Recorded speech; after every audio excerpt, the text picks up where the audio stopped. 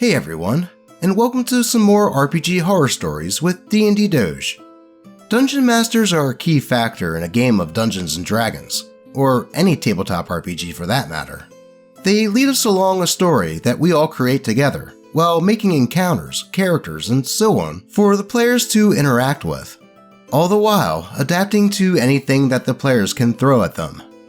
Though sometimes, people just can't really handle such a responsibility, much like the examples in the following stories. So, without further preamble, let's get right into them.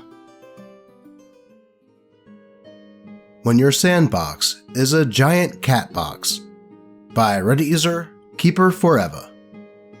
You know the drill. Forever GM looking for a chance to play. Friend of a friend was starting a new campaign that was billed as an open world game with an underlying plot to drive the story. Sign me up. Session 0 was promising. A good group of players, and the core idea is that we were a group of mercenaries hired by an ambassador from an ancient ruined kingdom. He was traveling our land via airship to find a set of artifacts that would free his kingdom from evil and restore its people. Sounded like a reskinned Thay, but still may have been fun.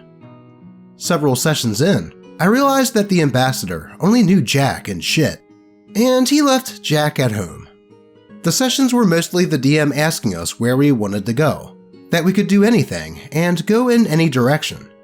However, anywhere we went was just a random encounter. There was no balancing of encounters or advancement of the story.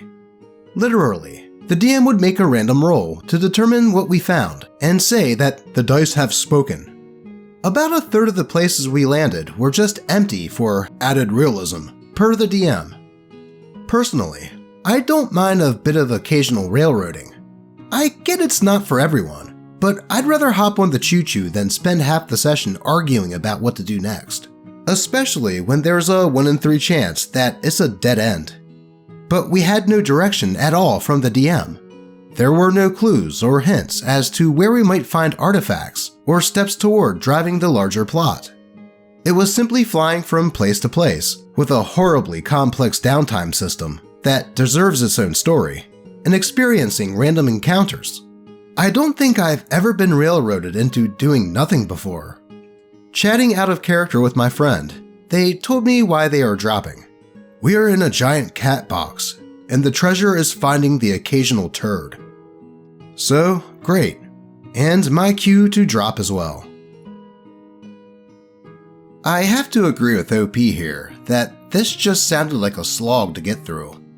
I understand that full-on railroading in a game with none of the player's actions really having an impact is a problem in some games, but in a game like D&D, a little bit of railroading is needed here and there, be it clues that the DM gives the players, or an NPC that approaches the party with a quest. Just having an open desert of nothingness and all random encounters would leave a player with no direction, and no reason for their character to be doing anything. And I can see how after a few sessions of this, it would get pretty stale. But it looks like the story that OP alluded to in regards to downtime during travel was posted. So let's check that one out. Don't like downtime? Great, let's make it worse. As requested from my previous post, here it is.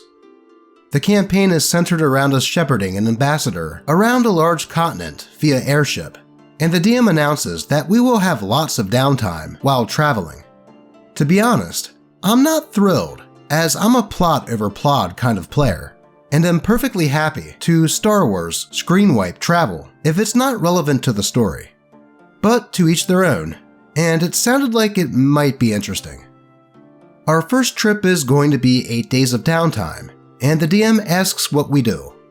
I see this as a chance to do a bit of roleplay, and say that I'm going to try and integrate myself with the ambassador in helpful ways, with the goal of learning more about their society and culture. DM: So I'll say that you're going to try and get proficiency in history. Me: But I'm already proficient. DM: You will need to do something else then. Me: Could it be something like, after a time I would get advantage on history checks related to his society, or maybe learn a bit of his language? DM: No, you have to use this time to gain a new skill proficiency. My downtime system is intended to be realistic. Okay. So I F off and decide that I'm going to drink and have the crew throw cannonballs at me to get proficiency in acrobatics. The DM has me roll a straight dex, marks something down, and goes on to the next player. Each player describes what they do, rolls a die, and we move on. Then the first blow. DM announces, "Okay, day 2. So yeah, 5 players, 8 days, 40 rolls. Oh, and not only do we have to do the same skill proficiency, if we don't come up with a new way to work on the skill, the difficulty increases each day. This results in several minutes per roll of a player saying, "This? Not quite enough. How about this?" This led to nearly 90 minutes of gameplay just watching other people roll dice. At the close of the first session, a player asked the DM how long it takes to gain a new skill. Under his system, it takes 250 successful checks in order to become proficient in a new skill. So let's assume a DC of 11, as he wouldn't reveal the DCs. That's an average of 500 downtime days, just to gain something none of us were asking for. I didn't stay in the game long enough for my character to get anything but a drinking problem, and several cannonball-sized bruises. Jeez, it's like role-playing a 12-hour road trip, but instead of fast-forwarding, you have to go through the minutia of playing all the road trip games and singing 99 bottles of beer. This on top of the going nowhere fast nature of the previous post, I don't see how anyone could have found that campaign to be enjoyable. Hell, I'd rather just play a roguelike game, as that would be the closest thing I could compare it to. Let's just move on. But I'm going to make you watch the entire process of me recording, editing, and posting the video to YouTube.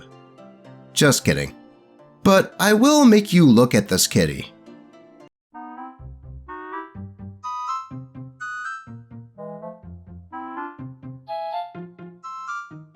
There we go. Now let's get into this next doozy of a story. Are you sure it was a book, Peter? Are you sure it wasn't nothing? By Reddit user, Menlin Dorn.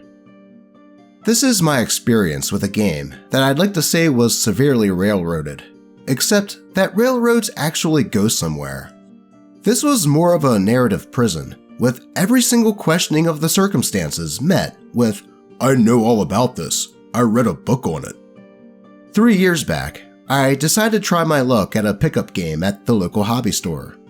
The game master is going for some sort of D100 game set 10,000 years ago. They've amazingly already played 2 sessions when I joined, and I honestly don't know how. It's using the COC rules for a tribal setting, with, as I learned when I got there, elements of eclipse phase. Excuse me, what? Whatever, I go with it. It's probably something like sanity rules, right? So I get dropped into this tribal camp, having made a shaman-like doctor sort of character. The game master doesn't even look at my sheet. This has since become a red flag for me, and I walk right away when it happens. I learned that the other characters in Die are all part of the same tribe of early humans, and have basic animal skin clothes and steel knives. That's it. And then, nothing happens. Well, the 40-year-old weeb keeps aggressing the teenage girl at the table, talking about her breast, telling her how they'd be exposed, telling her that they had to be huge. This is okayed by the game master because Neanderthals have large breasts, and they would be distracting. I read a book about Neanderthals, so I know what I'm talking about. I ask the girl if she's okay with this, and she just kinda shrugs and says, "Sure, it's fine." I figure if it were a problem, she wouldn't have come back, right? I was much more naive back then, but that's only the sidebar to the story. There's a lot there. Complicit and encouraged out-of-character harassment, a defensive claim of knowledge without it being questioned, needless sexualization, and the fact that we're Neanderthals 10,000 years ago. Why aren't we Homo sapiens if this is only 10,000 years back? Oh, I read a book about it. Most people are wrong. They were actually around 10,000 years back. No, they were not. Maybe go ask some skeletons. And then more of the nothing happens. And then more nothing. We get asked what we like to do. And as an active player, I think of things to do. Players are supposed to come up with ideas, make plans, figure things out, take action and not just sit around. And if they do, the game master is supposed to make things happen for them. You can have passive players, and you can have passive GMs, though you can't have both. I get told someone is wounded. I'm a medicine man, so I ask if I can help. There's a guy bleeding. No. I'm told that Neanderthals wouldn't know how to treat a wound. No, they wouldn't figure out how to apply pressure even. He read a book, after all. I ask why he's wounded. The other players tell me that a nearby tribe of Homo sapiens raided the camp, injured many of us, and then kidnapped all the women and children and walked off. Immediately, I wonder why nobody is doing anything about this, and I ask. I then get told that we wouldn't know where they were. I'd like to try tracking them through the woods, I ask, though I know the answer already. Neanderthals don't know anything about tracking. Wouldn't they have disturbed the underbrush? Made a trail? Stupid me thinking that a party of 50 people would leave some noticeable trail. No, you can't find anything. Then we should probably go searching for them. GM says, you just get lost in the woods. Don't we live here? Yes. Then how can we get lost? You said their camp was nearby. We should know at least in general where it is. Or we could look for smoke from their fires, or listen to the sounds of screaming captives. Or, GM then cuts me off. Neanderthals don't know anything about tracking. I read a book. But we still have eyes, don't we? I'm not even mentioning about how we shouldn't be Neanderthals at all. Okay, make a roll. I didn't even look at the dice, because I knew that it didn't matter. I don't think he did either. And I'm sure that on a D100, the target number was 1 away from whatever I rolled. You fail. I figured. Hey, do you happen to have that book on you? I left it at home. Oh, okay. What was it called? You wouldn't recognize it. But I can still read and understand what titles are. I'll send you the name later. Uh-huh. I'm sure that's faster than saying it aloud right now. I decide, since nothing at all is happening, that I should venture out to find our kidnapped people anyway. And I say that I'm going to make spears for us. Neanderthals don't know how to use spears. It wouldn't even occur to you to do that. WTF. It wouldn't occur to you? Well, it did, didn't it? I ask, why? Neanderthals had very broad shoulders. I read about it. They couldn't throw spears. Sure, but we could still use them for stabbing, right? Just hold them and poke the other guy with one of the most basic tools in existence? It wouldn't occur to you. Then what would occur to us? Make a roll. A roll for what? Just roll. I got a 5 on a D100 for some nebulous skill. You fail.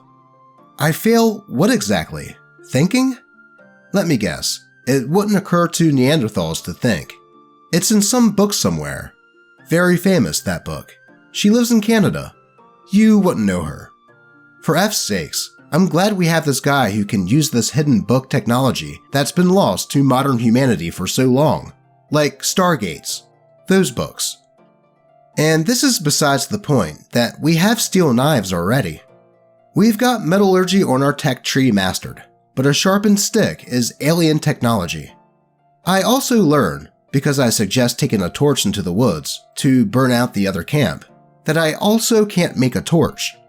Why? Because we can't make fire. Neanderthals couldn't make fire. Did you know that? Never mind that the camp has a campfire. How did we get it? Evidently, we stole it from some other camp. How, you might ask? So I did. But I failed that check. Having had enough of this, and being confined to this camp where no plot at all was happening, and nothing at all can be done, I decide to go off and get my character killed. What the hell? It's been hours of this crap. What exactly are we even waiting for? Godot? The pizza? To exhale? I walk off into the woods with my steel knife, and I'm told that I hear a growling coming from somewhere in the woods. I recognize this as a hint from the game master that I'm supposed to turn back and return to Camp Nothing Happens, so I press on. Now there's a wolf. One wolf. Oh wait, I'm sorry, no. There's a four-legged furry creature that I've never seen before with big sharp fangs, because, you guessed it, Neanderthals don't know what wolves are. He had read a book on wolves too, of course, but this not wolf was special. It hunted alone. And it hunted humans, and it always warned them first by growling. I think I've read this book. It's called The Never-Ending Story, because this is a damn Gmork. I fight Gmork, but I fail whatever effing roll he asked for, metallurgy for all I care, and the Gmork rips out my neck. Good, I'm done, I can leave. You wake up back at camp, the game master says. Oh, my entire ass. It ripped out my throat, in the woods, where I was alone. How did I get here? You don't know. Did anyone carry me back here? No, they didn't know you were gone. Of course. There's only 5 of us. It must be easy to lose track. Like Grand Central Station, this camp, with the mysterious glowing hot stuff in the middle where we keep our forge and bleed on stuff, and show off our massive breast and shoulders, and wait for the plot to get delivered by FedEx, but their truck was held up by Gmorks. I ask about my injuries, and he tells me, the others have patched up your neck. With that wonderful let it bleed medical tech, I'm sure. But you've lost your legs. My legs are gone because a wolf ripped out my throat. How could that even? I read a book in medical school, and this is how. Nope. Get effed. I'm out. I'm gone. I'm done. I'm done with whatever this is. On my way out, the teenage girl asked me for a ride home. I gave her one, knowing what a damn horror show those guys must have been for her to ask a total stranger for a ride rather than stay there one more minute. And I didn't have to read a book to do it either. Edit. Should probably mention that Peter isn't his name. It's a quote from Family Guy, in case you don't know it. Holy hell. I can understand why OP was getting frustrated with that. I mean, I was getting frustrated just reading it. Why the hell was this game master even running this, if there was no avenue for the players to do anything? Also, the logic behind everything made no sense. How the hell were they able to craft metal knives, but not have access to fire? Oh wait, that's right. They did have fire, but they didn't know how it got there. It was like railroading, but the train never left the station. Games are supposed to have things happen that the players are supposed to be able to react to, but anytime the players wanted to react to something, the DM just thought of stupid ways to prevent it. At that point, it's not even a game anymore. Believe me, I know this. I read it in a book. But that is all the time we have for today. As always, I appreciate all of you, and may your games actually be games. Until next time.